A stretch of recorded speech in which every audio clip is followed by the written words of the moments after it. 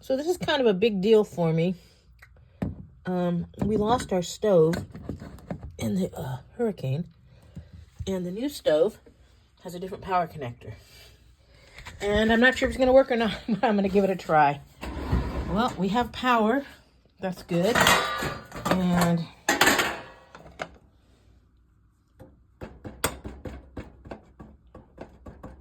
well, that one doesn't work.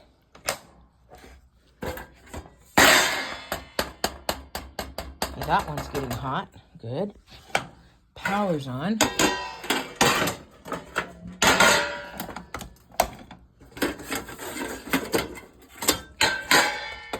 That one's getting, oh, that one's not plugged in. Okay, good.